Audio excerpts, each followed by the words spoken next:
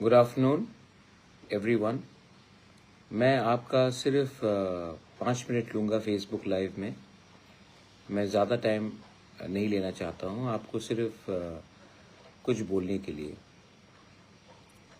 मुझे कल एक फ़ोन आया था पूर्णचंद्र जमातिया से कि एक यूथ है मनाधन त्रिपुरा, उन्होंने उनका पूरा रबर का बागान को ओवरनाइट काट दिया गया।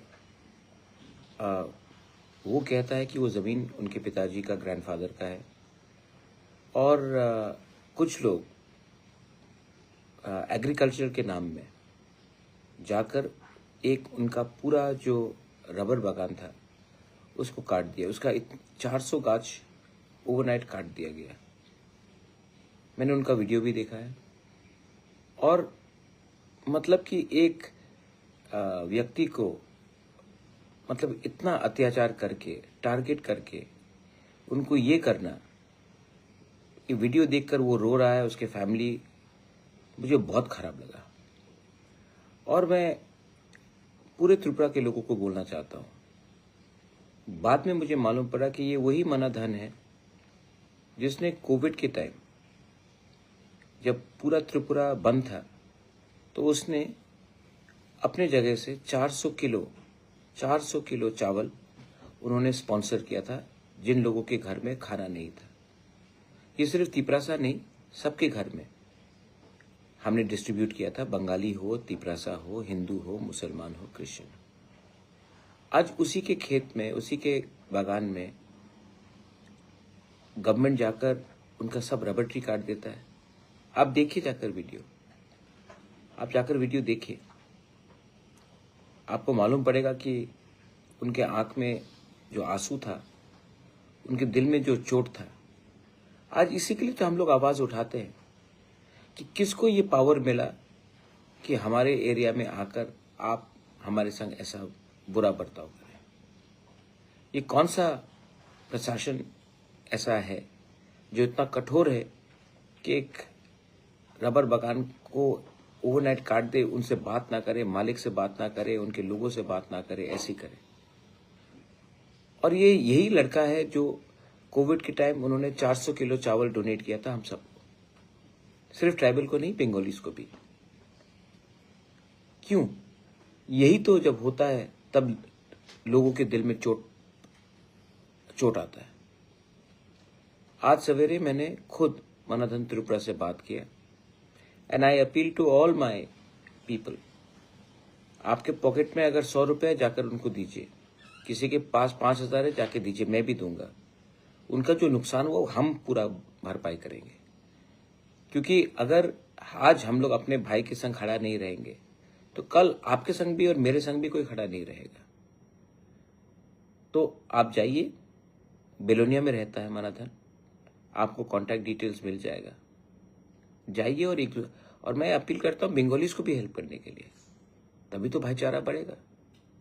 पिछले दिन से मेरे ऊपर अटैक चल रहा है त्रिपुरा मालिक के। बहुत लोगों को लगता है कि मैंने बंगाली के ऊपर अटैक किया। मैंने आमरा बंगाली पार्टी के ऊपर अटैक किया। अगर आप आमरा बंगाली पार्टी के नहीं हो तो आपको चोट नहीं पहुंचना चाहिए।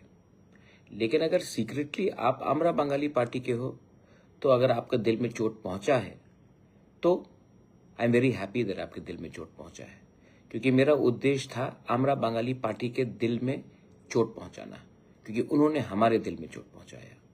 लेकिन अगर आप बंगाली हो और आप आमरा बंगाली के संग नहीं हो तो आपको दुख होने का कुछ बात नहीं, बिकॉज आप तो जानते हैं कि मेरे परिवार हमेशा हमने बंगाली का सहायता किया है।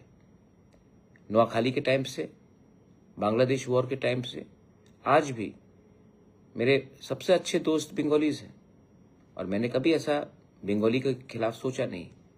जब से तिपरा मोथा आया तब से एक वायलेंस नहीं हुआ ट्राइबल बंगाली के बीच में। पहले तो वायलेंस हर टाइम होता था, मैंने ये सब कंट्रोल किया। लेकिन अगर आपको लगता है कि मेरा अटैक आपके ऊपर है तो ये गलत है। अगर आप आमरा बंगाली हो तब जरूर लगना चाहिए।